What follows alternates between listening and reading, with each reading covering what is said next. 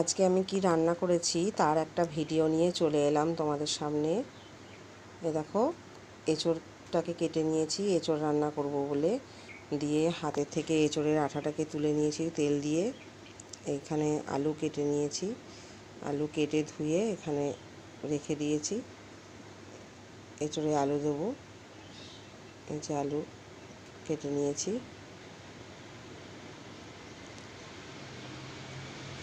এবার এঁচোড়টাকে সেদ্ধ করব, সেদ্ধ করে এটার মধ্যে জল ঝরতে দিয়ে রেখেছি।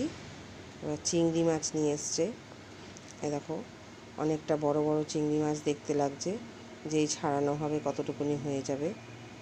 এখানে 300 চিংড়ি আছে। দেখো কয়টুকুনি হয়ে গেছে চিংড়িটা, মাথা লেজ ওপরের খোলা টোলা সব বাদ দিয়ে শুধু মাছের মাংসটা নিই, আর কিছু নিই না। এই কতটুকুনি হয়ে গেছে মাছটা।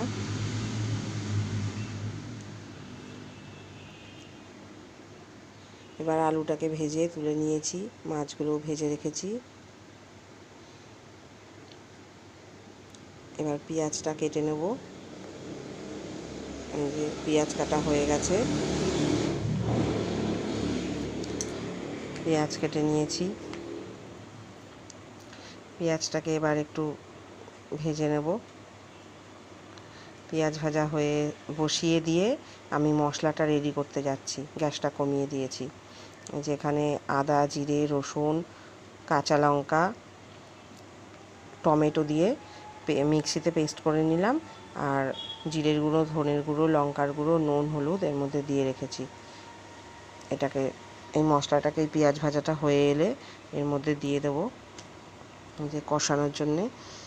প্রায় তেল ছেড়ে এসছে, তেল ছেড়ে এলে আর একটু কষুক, দিয়ে এঁচোড়টা দিয়ে দেবো।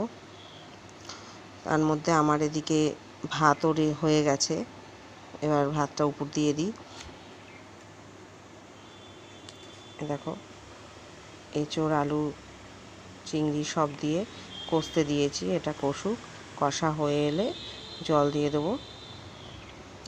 আমার মোটামুটি কষা হয়ে এসছে, এবার জল দিয়ে দেবো। এবার এটা ফুটুক।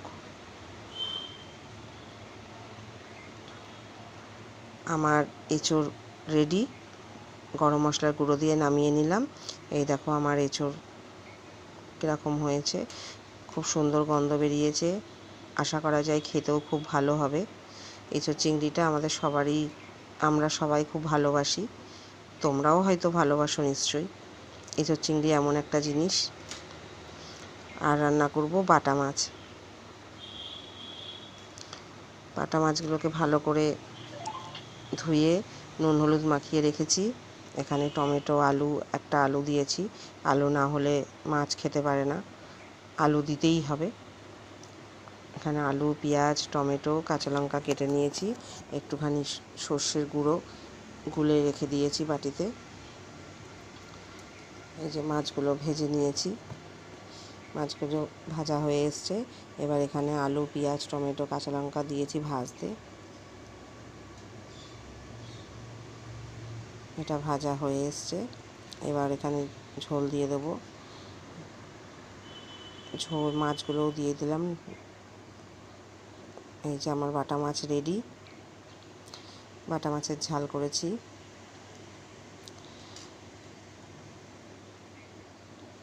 তোমরাও কে কী রান্না করেছো জানিও।